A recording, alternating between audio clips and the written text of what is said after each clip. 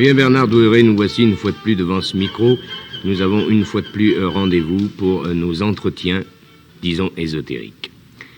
Nous avons parlé dernièrement, la semaine dernière notamment, et la semaine d'avant aussi, autant que je me souvienne, de personnages qui avaient particulièrement marqué dans l'ésotérisme lyonnais, dans l'ésotérisme de la région et dans les études ésotériques en général. Il y a aussi autour des personnages, évidemment, des mouvements. J'aimerais, si vous le voulez bien, Bernard Douéret, que vous nous expliquiez, que vous nous donniez en quelque sorte un aperçu de la substance de ces mouvements. D'une manière générale, ce dont on s'aperçoit en étudiant les documents d'à peu près, c'est que presque chaque fois que l'on a devant soi un mouvement qui offre un certain sérieux, eh bien, il recommande et il pratique toujours la vertu. Et il n'y a pas finalement, enfin dans ce que l'on peut connaître, qui a été publié, et au fond beaucoup de choses ont été publiées dans ces dernières dizaines d'années, eh bien il n'y a rien d'amoral ni d'immoral. Or c'est l'inverse pour l'abbé Boulan. Il y avait des pratiques assez curieuses avec des hosties, et puis il pratiquait un rite des unions de vie, lesquelles unions de vie se passaient en atmosphère mixte, disons. Alors évidemment, on peut supposer beaucoup de choses là derrière, ça paraît assez trouble de toute façon. Mais enfin, disons que d'une manière générale, ce qui caractérise l'ésotérisme sérieux, enfin, puisqu'il faut bien employer certains mots, c'est que finalement, c'est simplement une recherche de l'esprit sur une certaine voie pour l'élévation individuelle, quoi. Et qui, à mon avis, ne peut pas être en contradiction qu'éventuellement superficielle avec le bon sens, la foi religieuse même, j'oserais dire, et la raison, voire même l'expérience dans certains cas. Oui, tout le reste à côté sont les mystificateurs inévitables. Bien entendu. Les parasites qui de toute façon pullulent autour de toute formation. Oui. Absolument, absolument. Bon, Bernard Douéret, j'aimerais que nous avancions encore, alors puisque nous sommes vigoureusement engagés dans ce 19e siècle. Oui, alors je crois que là maintenant nous pouvons parler de quelque chose qui me paraît tout de même infiniment plus sérieux. Oui. Je veux dire d'un homme vraiment extraordinaire, aussi extraordinaire qu'ont pu l'être au XVIIIe siècle Saint-Germain ou Cagliostro. Je veux dire celui qu'on appelle à Lyon Maître Philippe. Maître Philippe, oui. Maître Philippe, qui, de par sa naissance d'ailleurs, n'est pas lyonnais, il est né dans les Savoies, dans le canton de Yenne, mais qui très tôt est venu à Lyon. Il a été pendant un temps garçon boucher chez un de ses oncles, rue d'Austerlitz, à la Croix-Rousse.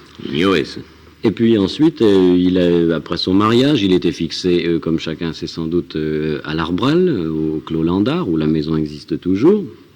Il est du reste enterré au cimetière de Loyasse, et ce qui est frappant, c'est de voir cette tombe toujours entretenue, toujours fleurie, ce qui prouve que son souvenir est resté encore solidement ancré dans le cœur de beaucoup de ceux qui l'ont connu directement ou indirectement. Il a habité d'ailleurs à Lyon en plusieurs endroits, mais enfin, le lieu qui reste peut-être le plus attaché à son nom est la rue de la Tête d'Or, où il avait une sorte de petit hôtel particulier où il recevait les malades. Car il faut dire que ce qui l'a fait connaître le plus, tout au moins au départ, c'est son rôle de médecin, si je puis dire, mais enfin un médecin un peu spécial, en ce sens qu'il n'agissait presque jamais par médication, il ne touchait pas les gens, et simplement il se contentait de leur dire, les tutoyant d'ailleurs la plupart du temps, tu promets de ne pas dire de mal de tes voisins pendant 3 jours, oui maître, bon alors va, tu es guéri, et guéri immédiatement. Alors c'est assez étonnant parce qu'il les guérit physiquement, mais en même temps il affirmait d'avoir le droit, je ne dirais pas le pouvoir, mais plutôt le droit, de remettre les fautes à ceux qui voulaient les lui dire. D'ailleurs, en fait, il n'y avait souvent pas besoin de les lui dire, car il les connaissait immédiatement. C'est excessivement curieux, oui, ça c'est... Lui-même, d'ailleurs, se définit, non pas dans certains écrits, puisqu'il n'a absolument rien écrit, mais dans certaines paroles qui ont été rapportées et dont un recueil a été publié il n'y a pas tellement longtemps par un éditeur lyonnais spécialisé en ces questions, M. Derain. Et voici ce que disait M. Philippe sur lui-même. J'étais là à la création et je serai là à la fin. J'ai reçu le pouvoir de commander. Si la mer menace d'avoir une tempête, je puis calmer la mer en lui disant au nom du ciel de s'apaiser. Et c'était vrai d'ailleurs. Par exemple, un de ses amis intimes était Gérard Ancos, dit Papus, auquel nous avons déjà eu l'occasion de faire allusion. Et un jour, rue Tête d'Or, le maître Philippe dit à Gérard Encausse: avez-vous déjà vu tomber la foudre devant vous? Gérard Encausse répond non. Le maître lui dit: eh bien voyez, et au même moment, coup de tonnerre et une boule de feu qui descend à leurs pieds dans ce petit jardin qui était face à l'hôtel de la rue Tête d'Or. D'une autre façon, sa fille partait pour un voyage en Angleterre et son père, donc maître Philippe, lui dit: s'il y a une tempête, demandant mon nom à ce que les flots s'apaisent. En cours de traversée, il se déclenche effectivement une tempête. Sa fille, fort calme, demande aux éléments au nom de son père de se calmer et immédiatement une mer d'huile et le plus parfait calme jusqu'à l'arrivée. Oui, il est évident que ça ne s'explique pas même de manière psychique. Enfin, c'est vraiment excessivement curieux. Et alors, ce qui est peut-être plus étonnant, c'est que cet homme qui commandait aux éléments, qui voyait les consciences à fond, qui perçait les individus, s'affirmait d'une humilité totale. Dans sa vie courante, eh bien, il a tout l'extérieur d'un petit bourgeois de l'époque, comme s'il avait à dessein été recouvert du voile le plus ordinaire que l'on puisse trouver à notre époque, le petit bourgeois, celui qui passe partout et inaperçu, absolument. Et il était extrêmement humble, il disait lui-même: je suis le plus petit de tous, et si vous voulez que Dieu vous accorde ce que vous lui demandez, ne soyez pas plus grand que moi. Il recommande toujours cette humilité, qui lui paraît la clé de tout. Et il recommande également toujours la charité, le pardon. D'ailleurs, il dit lui-même quelque part: Jésus est venu établir le règne de la charité et je suis venu pour consolider ses lois. Il ne prétend apporter rien de nouveau. Quelle était la position de l'Église vis-à-vis d'un homme comme lui à l'époque? Justement, j'aurais aimé la connaître, essayer de savoir quelle pouvait être en effet la position de l'Église à son époque. Or, j'avoue n'avoir rien rencontré à ce sujet. Il n'y avait pas de position du tout. Pourtant, il était fort connu à Lyon. Il y avait position. Peut-être. Il y avait des masses de gens qui défilaient chez lui rue Tête d'Or d'une façon étonnante. Il était entièrement dévoué à ces gens, de toutes les façons, de par la parole, de par les soins, de par la bourse, de toutes les manières. Il appartenait à... Non, il n'appartenait à rien du tout. À rien, et au contraire, il ne semble pas avoir eu tellement de sympathie pour les différents mouvements, les écoles, les écoles, les sectes ésotériques ou occultistes qui pouvaient exister. À quel âge il se révèle? Oh, très jeune. Même chez lui, quand il avait une douzaine d'années, pour garder les vaches en Savoie, il se contentait de tracer un trait autour d'un endroit, dans un pré, et les vaches ne dépassaient pas ce cercle. Donc, de toujours, si vous voulez, il avait ses pouvoirs. C'est vraiment très curieux, ça. Il apparaît comme un homme, au minimum, de la carrure de ces Saint-Germain Cagliostro dont nous avons déjà parlé. En tout cas, on a l'impression d'une même famille, si l'on peut dire. Et il avait... Mais du point de vue ésotérique, quoi, ce gars-là... Bien, il avait des connaissances extrêmement sérieuses, des connaissances sur tout. D'ailleurs, c'est un gars cultivé, enfin, du point de vue... il était très cultivé. Et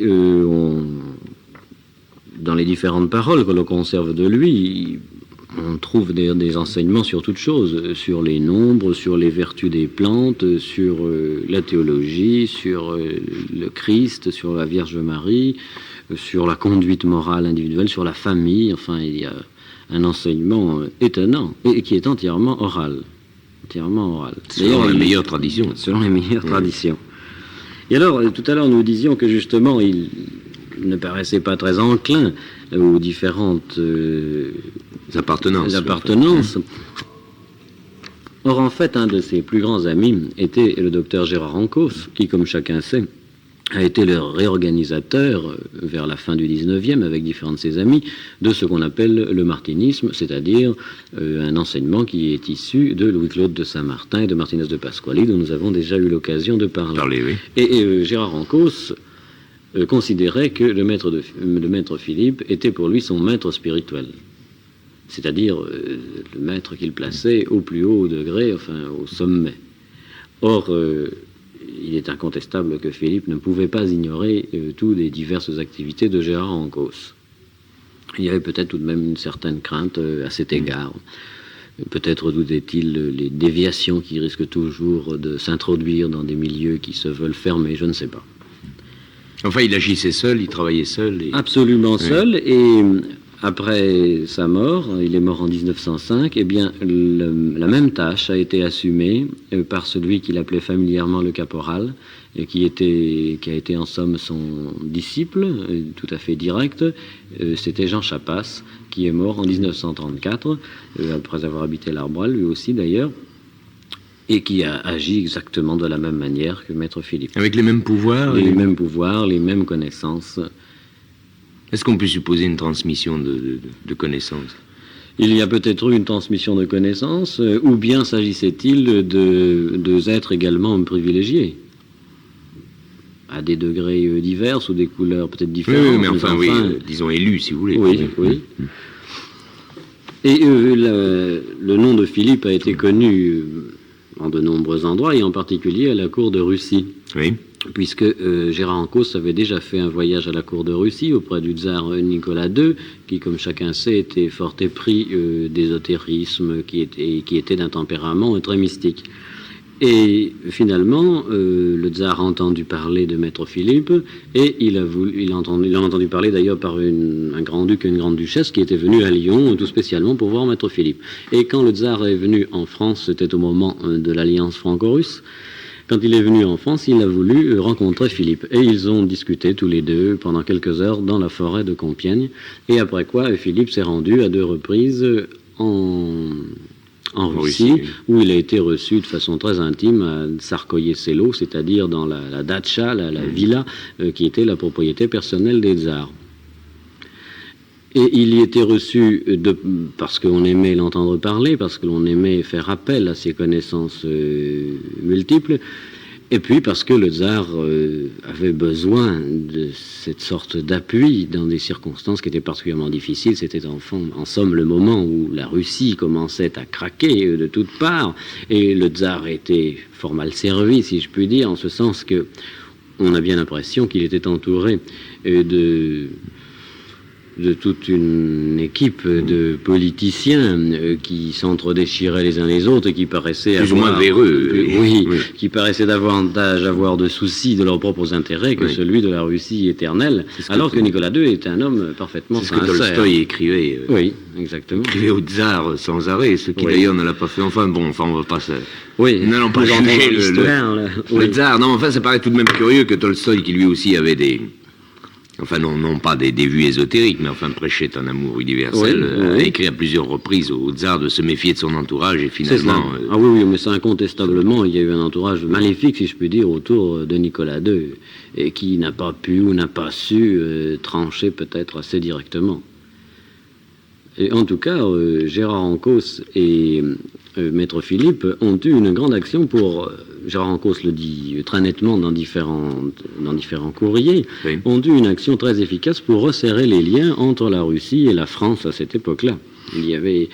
C'est assez curieux de voir ces à côté ou ces dessous, je ne sais pas, de la politique, au moment de l'alliance franco-russe, de voir la présence de ces 2 Français à la cour de Russie. Est-ce qu'on peut supposer qu'ils étaient officialisés? Non. Officialisé par l'État, quoi. Enfin, non, pas du tout. Au contraire, Maître Philippe était surveillé d'une manière extrêmement chicanière par la police. Dès qu'on a su qu'il était allé en Russie, tout son courrier était décacheté à l'arrivée ou au départ. Il vivait dans une ambiance, au contraire, extrêmement désagréable. Il n'était pas pris au sérieux. Il était pris pour un charlatan, accusé de médecine illégale, enfin, tout, quoi. Bien, Bernard Douéré, naturellement, nous sommes obligés d'arrêter ici cet entretien. Nous n'y pouvons rien, je le regrette. Et je vous donne rendez-vous, ainsi qu'à nos auditeurs, la semaine prochaine pour la suite de ces entretiens. Merci.